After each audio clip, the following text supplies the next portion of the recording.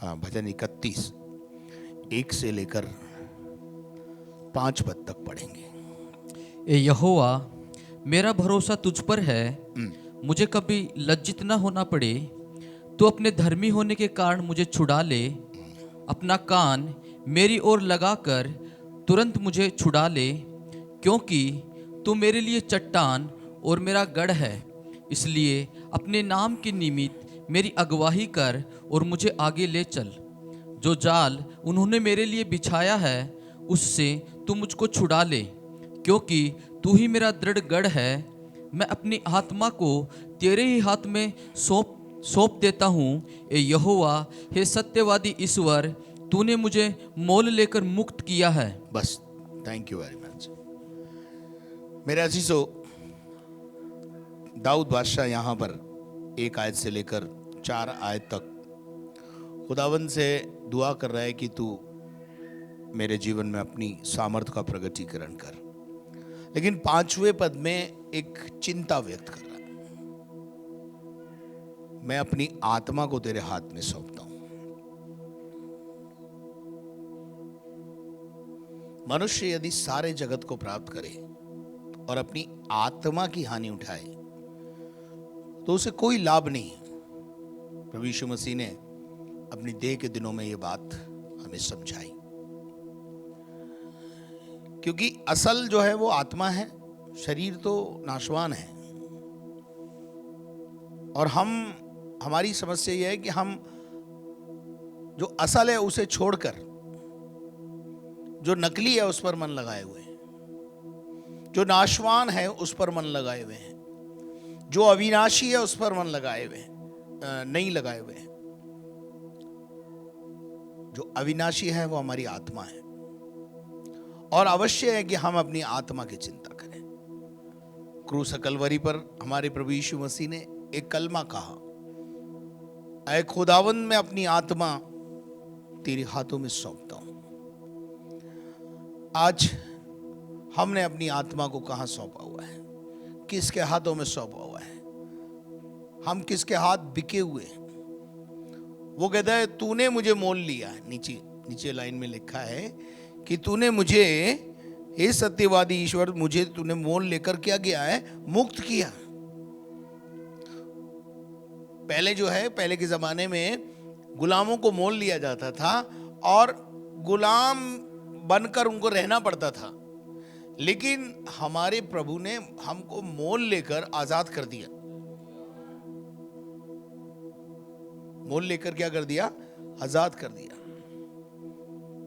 जैसे बाजार के अंदर जो पक्षियों को बेचते हैं, पक्षियों को बेचते हैं, वो जाते हैं और उनको पकड़ के लाते हैं और पिंजरे में बंद करके बेचते हैं। और बहुत सारे जो हैं लोग उनको खरीद के लाते हैं और उनको पिंजरे में, अपने घर के अंदर पिंजरे में बंद रखते हैं। इसलिए रखते हैं कि कहीं उड़ ना जाए। पर जो पक्षियों को प्रेम करने वाले होते हैं वो उसको कीमत देकर उसको छोड़ लेते हैं और उड़ा देते हैं। ऐसे ही हमारे प्रभु यीशु मसीह ने हमें शैतान से मोल लेकर गुलाम नहीं बनाया, परंतु आजाद किया, और हमें गुलाम ना कहकर हमें बेटा और बेटी का होने का अधिकार दिया। तो वचन 1 कुरिन्थियों 7 अध्याय उसके 23 पद में पौलुस उस बात को वहां पर बयान करता है कि, पढ़िए जरा 1 कुरिन्थियों 7:23। तुम दाम देकर मोल लिए गए हो। तुम दाम देकर मोल लिए गए हो, तुम्हारी कीमत चुकाई गई है। तो क्रूस कलवरी पर यीशु मसीह ने कहा पूरा हुआ। वो पूरा क्या हुआ? यानी वो कीमत जो उसने मांगी थी, शैतान ने परमेश्वर से जो कीमत मांगी थी कि मनुष्य को यदि तू आजाद करना चाहता है, मेरे हाथ से छुड़ाना चाहता है, तो तुझे कीमत देनी होगी। और वो कीमत थी कि उसने प्रभु यीशु मसीह का बलिदान। क्रूस से कलवरी पर यीशु मसीह चढ़ जाए तो वो समझ रहा था कि सारा खाता क्लोज हो जाएगा, लेकिन परमेश्वरीय योजना कुछ और थी। उसने अद्भुत युक्ति की। यीशु मसीह क्रूस पर मारा भी गया, गाड़ा गया और तीसरे दिन मुर्दों में से जी उठा। ये कुदरत है, ये उसकी अद्भुत युक्ति के अंतर्गत आता है। शैतान सोचता था कि अगर ये खत्म हो जाएगा तो सिंहासन जो है वो खाली हो जाएगा और उस सिंहासन पर मैं बैठ जाऊं, जैसा उसकी पूर्व में भी योजना थी। लेकिन उसकी सारी योजनाओं पर प्रभु परमेश्वर ने पानी फेर दिया और हमें कीमत देकर छुड़ा भी लिया।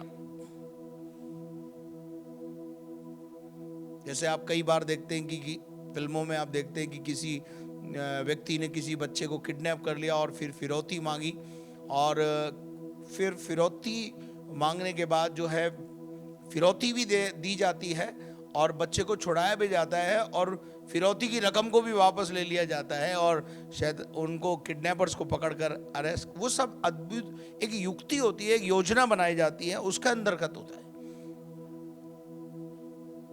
इसी प्रकार से परमेश्वर ने भी मेरे और आपके लिए एक योजना बनाई और वो योजना यीशु मसीह में पूरी हुई। हम दाम देकर मोल लिए गए और दाम देकर मोल लेकर परमेश्वर ने हमें फिर आजाद कर दिया कि तुम अभी भी आजाद हो, जाओ, तुम्हें मेरी सेवा करनी है तो करो, नहीं करनी है तो जाओ संसार की सेवा करो।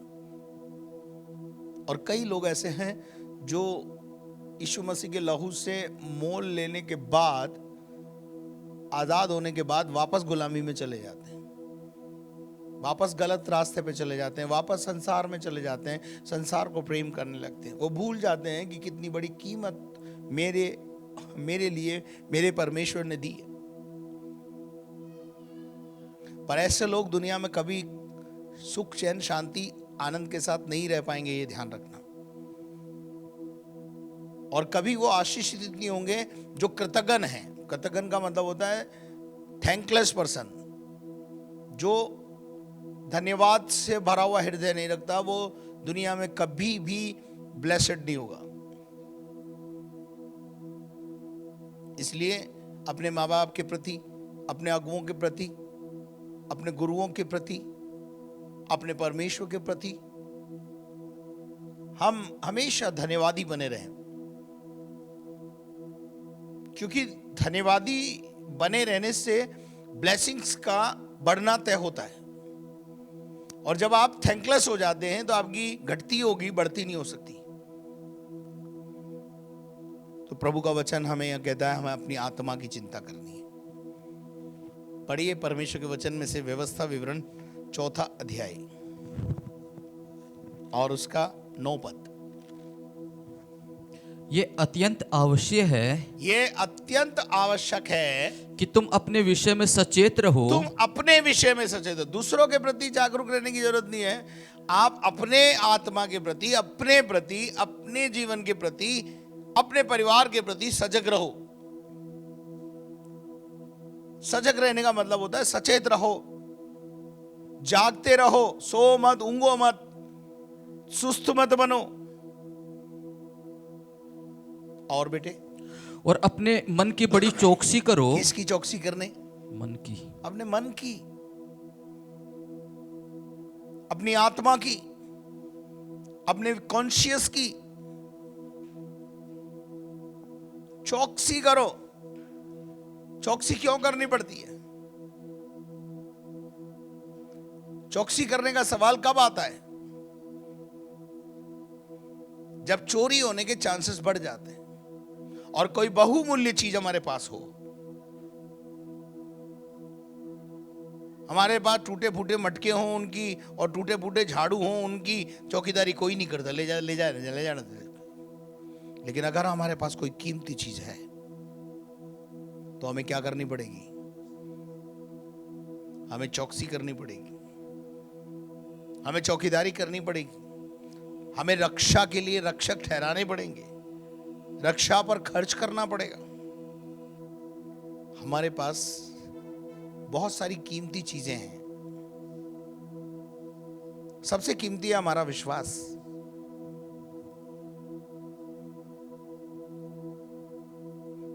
सबसे कीमती है परमेश्वर का वचन।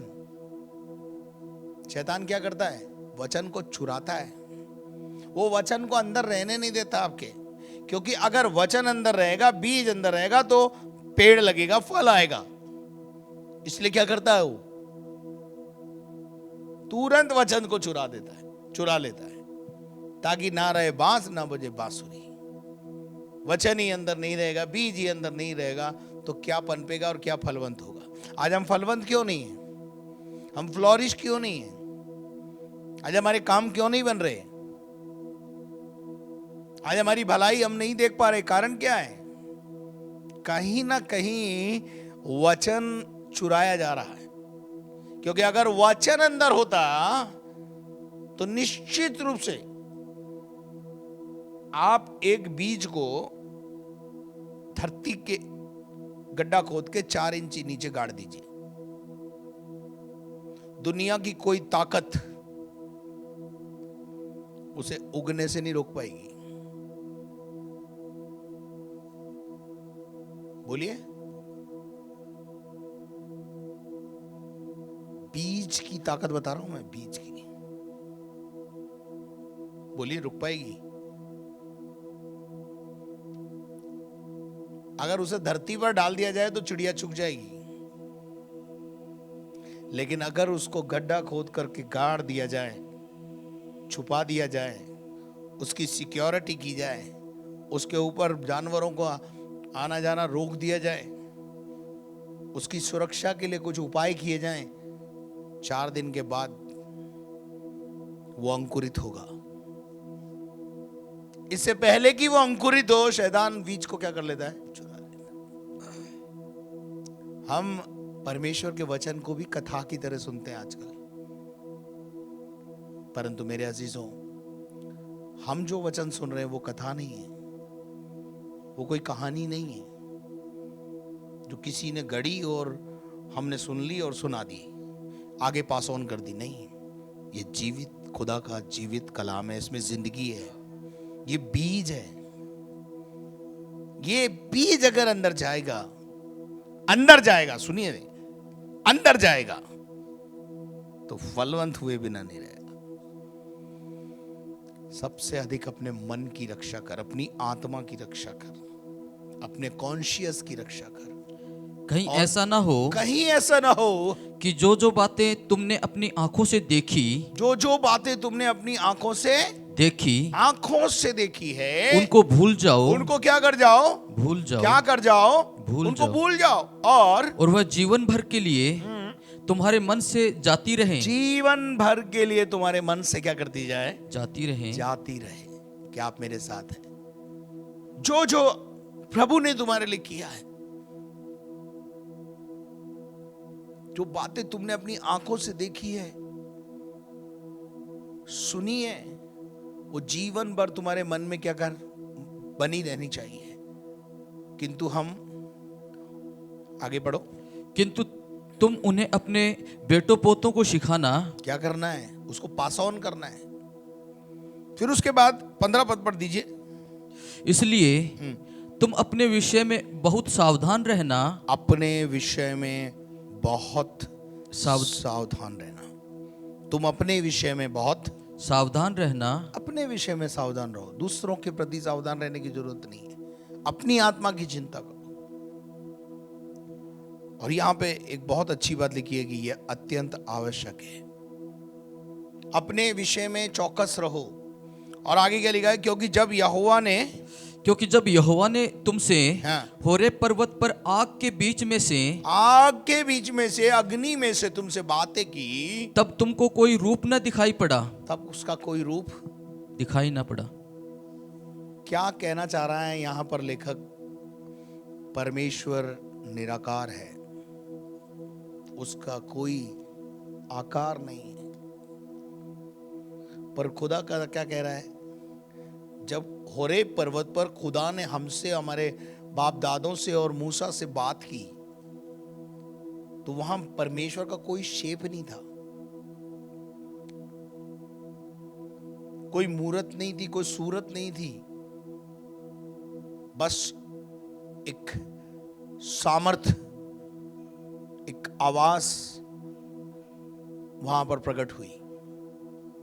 उसने वो किया जो यहोवा की दृष्टि में, उसने वह किया जो यहोवा की दृष्टि में, जो यहोवा की दृष्टि में ठीक है, परंतु खरे मन से न किया। परमेश्वर सब जानता है। आप उसकी सच्चाई आराधना आत्मा और सच्चाई से कर रहे हो या नहीं कर रहे हो, वो सब पता है, उसको सब पता है। यहां जिस राजा के विषय में लिखा हुआ है, उसने बहुत कुछ किया, लेकिन मात्र दिखावे के लिए, ताकि लोग मुझे अच्छा कहे। खुदा को दिखावा पसंद नहीं है। देखिए, आप आडंबर ज्यादा दिन तक नहीं कर पाएंगे, झूठ ज्यादा दिन तक नहीं बोल पाएंगे, क्योंकि झूठ के पांव ही नहीं होते, वो टिकेगा नहीं। सत्य हमेशा एक होता है और सत्य हमेशा टिका रहता है। ये उसने वो किया जो यहोवा की दृष्टि में ठीक है, बट वाई?